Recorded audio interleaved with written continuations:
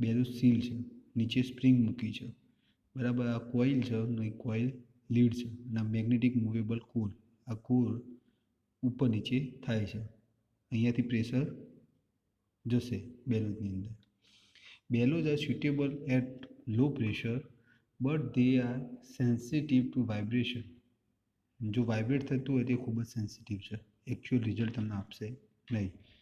And phosphor, bronze, steel and nickel alloys are material used for manufacturing the bellows. Phosphorus, bronze, stainless steel or nickel alloy. So bellows are which material made up from bellows? So phosphorus, bronze, it means one type of bronze, SS, it is stainless steel and nickel. આ ત્રણ વસ્તુ યાદ રાખવાની, આ એમસીક્યુમાં પૂછાઈ શકાય. Okay. નાવ બેલોઝના type જે છે એની અંદર એક ટાઈપ એક્ઝામમાં પૂછાય છે, તો variable inductor transducer for pressure measurement. તેની જે તમે ફિગર મેં તમને બતાવી દીધી. અહીંયા ઉપરથી તમે શું કહેવાય ઇનપુટ આપશો, બરાબર છે. ઉપરથી ઇનપુટ આપવાની સાથે સાથે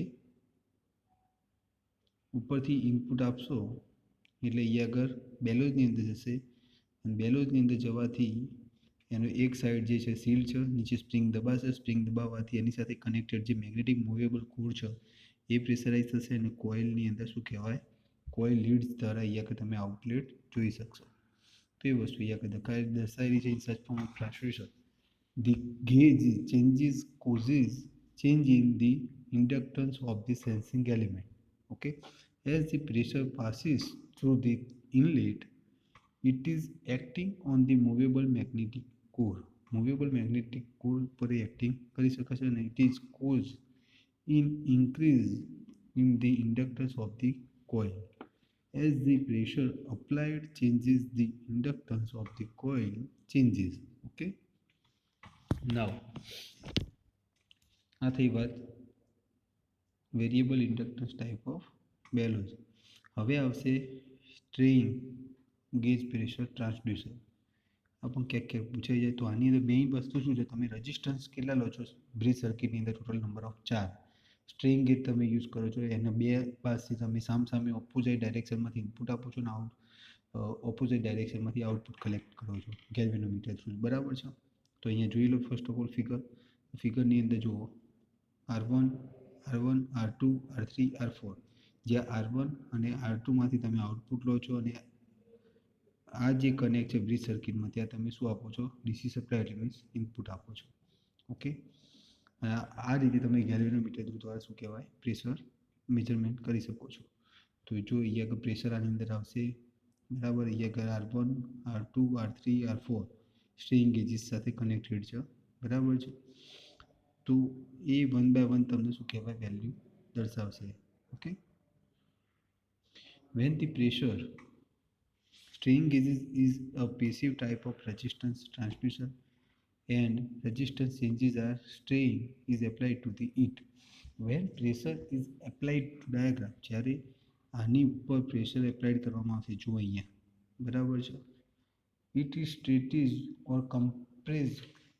The strain gauges causes the vibration in the length and also in the cross-sectional area. એ શું કરશે, આ જે સ્ટ્રેન ગેજ છે એને બેન્ડ કરવાનું કાર્ય કરશે. This is the turn the resistance of the strain gauges. એનાથી શું કહેવાય, સ્ટ્રેન ગેજીસના રેઝિસ્ટન્સ એ મૂવ થશે. ઓકે. તો આ થઈ એની ફિગરની વાત.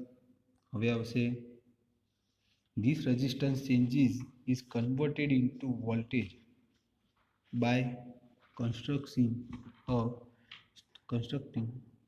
a strain gauge bridge circuit similar to western bridge. આવું નામ તમે વેસ્ટર્ન બ્રિજમાં પણ ગેલ્વેનોમીટરની જગ્યાએ કનેક્ટ કરો તો પણ થઈ શકે છે. Okay. Now the construction and working. ફિગરની અંદર તમને કેટલા દર્શાવેલા છે strain gauges resistances R1, R2, R3, R4. The strain gauges R1 and R4 are constructed such as increase in the pressure, there increase in the its resistance. Okay.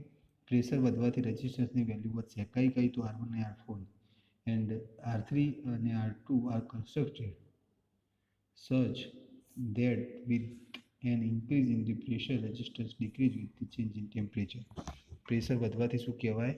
Resistance ઘટશે, બરાબર. R1 અને R4 વધશે તો R2 અને R3 ઘટશે. With the change in temperature, ટેમ્પરેચરમાં સુધારો વધારો થવાથી. તો આ થઈ કઈ રીતે તમારા સ્ટ્રેઇન ગેજીસ ઉપર અફેક્ટ થાય છે તેની વાત. When the strain gauges bridge is balance, when the strain gauge bridge balance હશે, કે જ્યારે વધારો ઘટાડો નહીં થતું હોય, કે જ્યારે no pressure is applied, there will not be any current flowing through the galvanometer. galvanometer through કોઈ પણ જાતનું કરંટ પસાર નહીં થતું હોય, the galvanometer will not indicate any deflection, કોઈ પણ પ્રકારનું ડિફ્લેક્શન ઇન્ડિકેટ કરશે નહીં.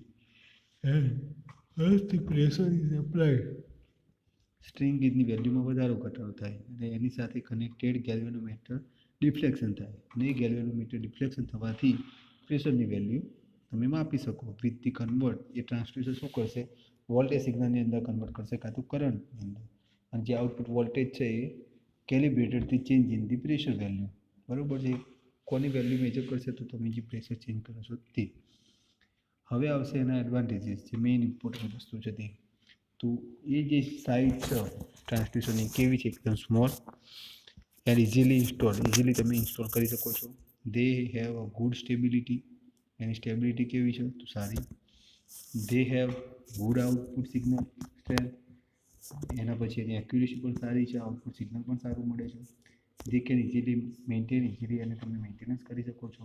They can be use for a wide range, ઘણી બધી જગ્યાએ મેજરમેન્ટ કરવા માટે તમે એનો યુઝ કરી શકો છો. There are no moving part, આની અંદર કોઈ પણ પ્રકારનો ફરતો પાર્ટ નથી, બધા સ્ટેટિક પાર્ટ છે. ઓકે, એટલે હિસ્ટેરિસિસ લોસ થાય નહીં. એના પછી speed of response is fast, ઝડપથી તમે રિસ્પોન્સ મેળવી શકો છો. They are adaptable to the electronic system, electronic સિસ્ટમની અંદર એડેપ્ટેબલ છે. Okay, and high over range capacity. હવે એની ડિસએડવાન્ટેજીસ આવશે, તો એની અંદર electrical read out is required, electrical read out is required, આની અંદર ઇલેક્ટ્રિકલ ઇનપુટ જોઈએ છે. Strain gauges are affected by the change in temperature.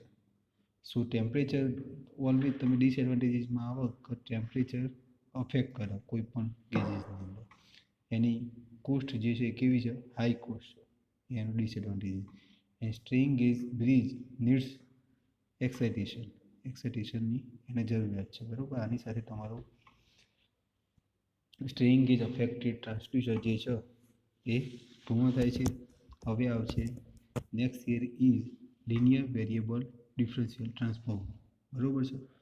તો લિનિયર વેરિયેબલ ડિફરન્શિયલ ટ્રાન્સફોર્મર એ પણ ટાઈપ ઓફ LVDT આધારિત જે પણ તમારું પ્રેશર ટ્રાન્સડ્યુસર હશે તે. તો એની અંદર જુઓ, શરૂઆતમાં તમે શું કરો છો? અહીંયા આગળ ઇનપુટ આપો છો પ્રેશરમાં. કોને આપો છો? તો બેલોજને આપો છો. બેલોજ એક સાઈડથી બંધ છે, એ શું કરશે? મેગ્નેટિક કોર દ્વારા અહીંયા આગળ પ્રેશર કરશે. એની ઉપર લગાવેલી છે કોઇલ લગાવેલી છે કોર ઉપર, બરાબર છે. અહીં એસી એક્સાઇટેશન થાય છે અને એ શું કરશે? એસી ટુ ડીસી કન્વર્ટર, અને પછી અહીંયા આગળ તમારો આઉટપુટ મળશે. સીધી ગણતરીમાં વોલ્ટેજ સિગ્નલ મળશે. કઈ જગ્યાએ? તો એસી ડીસી કન્વર્ટર દ્વારા. ઓકે, તો it is the most widely use inductive transducer. સૌથી વધારે ઇન્ડક્ટિવ ટ્રાન્સડ્યુસર જે યુઝ થતું હોય એ કયા પ્રકારનું? તો LVDT type. And that translate linear motion into the electrical signal. સીધી રેખામાં ચાલતું જે મોશન હોય એનો ઇલેક્ટ્રિકલ સિગ્નલની અંદર રૂપાંતરિત કરવાનું કાર્ય કરે છે. ઓકે, તો construction and working of LVDT type pressure transducer. તો it consists of a primary winding and two secondary winding. Primary winding કેટલી હોય? એક જ. જે એસી એક્સાઇટેશન તમે આપો છો તે એને આઉટપુટ તમને બે વાઇન્ડિંગમાંથી મળે. The winding are located concentrically adjust to each other, બરાબર છે, એકબીજા સાથે લગાવેલી હોય. And they are wound over the hollow bobbin. They are wound over the hollow bobbin that is of non-magnetic and insulating material. Okay, ઉપરથી એ core ઉપર bound કરેલી હોય. કયા પ્રકારના? તો નોન મેગ્નેટિક અને ઇન્સ્યુલેટિંગ મટીરિયલ દ્વારા.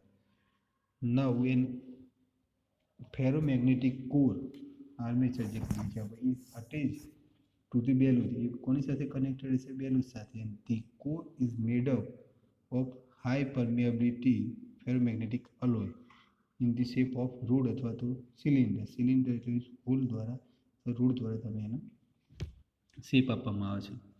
એના પછી આવશે an AC excitation is applied across the. AC excitation કોને આપો છો? પ્રાઇમરી વાઇન્ડિંગ અને મૂવેબલ કોર જે છે એ સેકન્ડરી વાઇન્ડિંગનો સાથે કપલિંગ હોય છે, એટલે મીન્સ કનેક્ટેડ હોય છે, એના દ્વારા તમે આઉટપુટ લો છો.